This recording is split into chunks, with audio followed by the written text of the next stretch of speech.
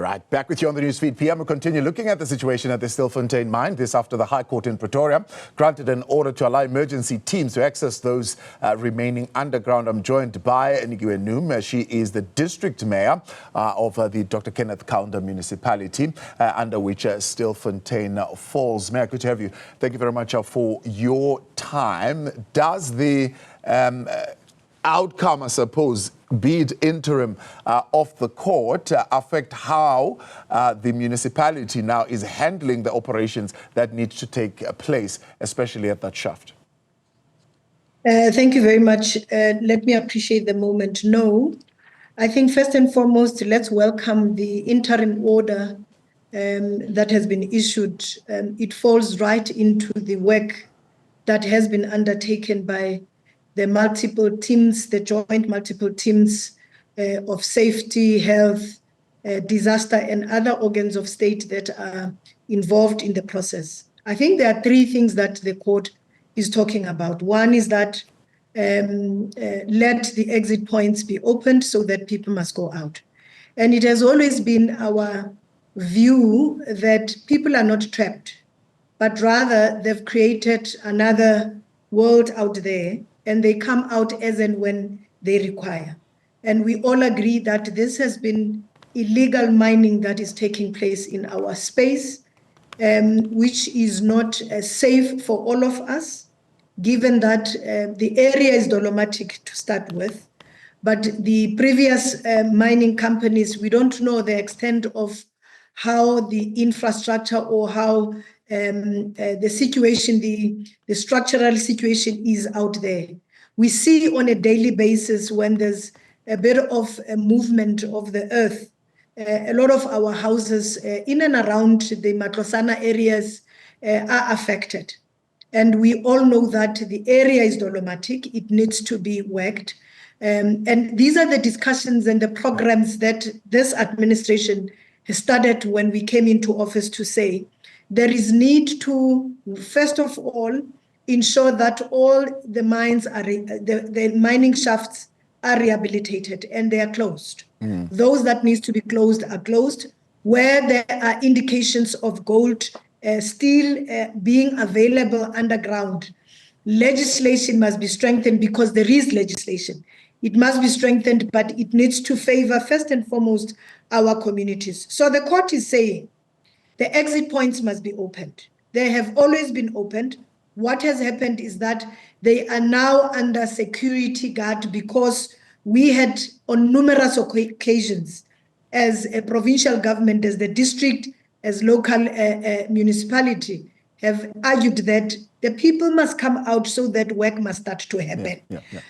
So that when we introduce economic spin-offs that comes out of this, we know that we are not trapping our people in areas and conditions that are not good and that are detrimental to their health. But the second issue that the court is saying is that non-essential personnel should not go in. There has been people that have worked the mines before, that have volunteered from the community to take out some of the people or to help them to come up. And I think the court is very clear on that. That will purely be respected and it will be adhered to. And the third element that the court has said is that, look, we will go back to deal with the merits and argue the merits in court. And once the court finalizes, we know that everything will go according to plan. So we appreciate and we accept and we will adhere by the court decision, because the police will continue as part of the emergency and essential services on the ground. They will continue to do what they've been doing. Once the people come to the surface, they will be processed in according to how the law requires. Health department has always been on site. Ambulances have always been on site to provide the necessary support as and when the people come out. So, remember that, Mayor, let me, while we're on that point, you are emphasizing the fact that yourself as the local government or as the municipality, you are not going to be sending emergency teams down under. They will be readily available on surface to assist those who are coming forward. The issue of rescuing those who might be in trouble underground right now is not one that you're considering. Not necessarily that. I think that what all of government has done in the last few days when we met with the minister, we looked into what is available in a surface passage that can actually assist in all of the miners that are trapped underground to come up so that they are able to be assisted. A lot of discussion is going on. We have a meeting tomorrow, chaired by the MEC for Safety in the province, to look into the expertise that has come forward to say to government, we can assist you to be able to send help down in a particular manner, because there are considerations and engineering and structural issues that needs to be looked into. Remember, all the mines and all the people that are under there, they are not supposed to be there because there has not been a safe passage going underground. So we are looking into all that so that we are able to say, once the plan is ready, supplementing what is happening in the surface and understanding what happens down there, we can then collectively be able to say all the engineering, all the expertise, the police and everybody else can, based on the assessment that we are starting in the next 3 days, that will be concluded, so that we know that it's safe for our officials and officers to go. So, Mayor, let me read this statement from SAFTU. They are saying the communities are reporting, right, including to the media, that the police have removed the structure that they use to bring these workers up from underground. They're saying this means that there is no way to get these workers up from underground. What do you know about that? I would not know, because I'm not in the operations and I'm not technical. I would not want to mislead the community of South Africa. What I know is that at the point where we went, the area of exit and the area where the miners were going in, it is not safe in itself. We all saw it. We went into that site in shaft number 10 because it's one of the areas that were utilized. More other areas that existed were more dangerous than the most dangerous that we saw on the day. And that's the point of their entry. That has been the point of their exit. If there are areas that existed, which they believe that they can still assist, government is government of the people. It will communicate, they will bring that information forward to the local operation and the JOC, so that they analyze, they review, and they are able to assist them to come up. But we must... At that point where you're saying you went and you inspected, is there a structure that is in place that allows them to come up? Is there some kind of equipment or some kind of structure that has been built to allow them that kind of movement? There has not been a structure, which is our argument. The miners, the illegal miners, have been utilizing a hole, a shaft hole that existed in the area. And they are utilizing some belts and some ropes that they've tied together to take them down. And if you look into the hole, in itself, structurally, when you look at it, it is not something that our people could actually be utilizing, which is why we are saying, we are all saying illegal mining is not right.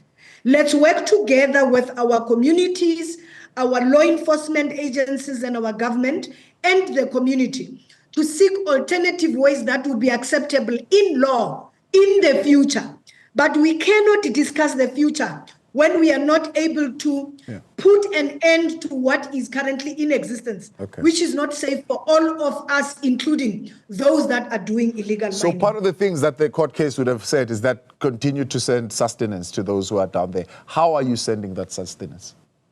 There has been ways in which we observed in the last few days how they have been sending food down. They are using the same rope to tie them, to take the food and drop it about 1,200 feet underground. And sometimes we don't know how the food gets to arrive there, whether it's safe, whether it's broken, or whether it has been tampered with. So it's all the things that we would not have access to, because we are reliant on those that come underground and map out for us what the situation is and how volatile the issues are underground. But with the court order And the action that has been taken and started by a concerted effort, we now will know and will bring about all the efforts and all of the work that needs to go in so that we are able to get them back into the surface safe and sound. Let's then talk about this other issue that you're raising of your strategy for economic development to, I suppose, take advantage of the reserves, let me say the deposits, I beg your pardon, that are already there, that the miners or ex-miners or those who are underground are currently wanting to explore. What is your strategy? Because what is coming out clearly from even those who are ex-miners that we're speaking to, they're saying, look, there's a huge degree of poverty, right? They are not allowed to meaningfully participate in the economy, and hence this becomes an alternative for them. Without an alternative means of making a living or earning out a living for their loved ones, this is what they'll continue to do. There are two things that we had started discussing with the Department of Minerals locally. I think it started when we occupied office to say, are there possibilities, one, in accessing the rehabilitation fund that sits in DMR?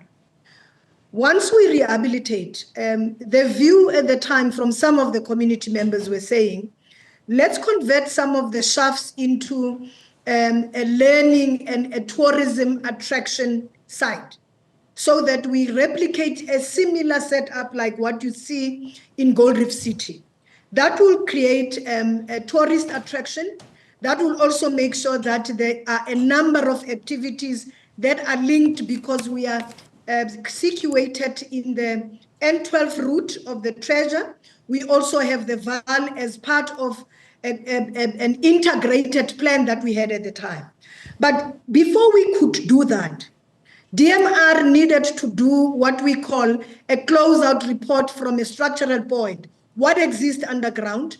How can it be repurposed for cooperatives or community members that are grouping together, those that are interested in the mining sector, to be able to deal with that? We know this is not a small task.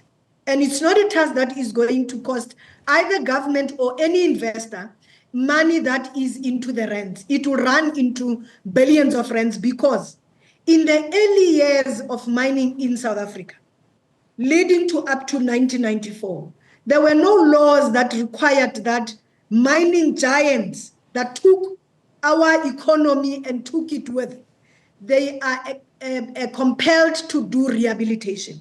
So no rehabilitation was ever done in the many shafts that continue to remain open in our space. And that alone is a project and a program that can bring about massive employment in our space, in our view. So we had to suspend the discussions because there's a mazamas over the years, over the 7 to the last 15 years. They strengthened their operations, some assisted by the very people who are permit holders, who are supposed to be adhering to the requirements of the Minerals and Energy Department. Because for us, we believe that we can still post the security cluster operations, close them, let's then begin to say what the strategy is. It is not the district or the local municipality that would single-handedly present a strategy, but we do have a lot of views and a lot of vision linked to the economic development and the economic potential of our district on how we can repurpose and reposition some of those areas for the benefit of our community.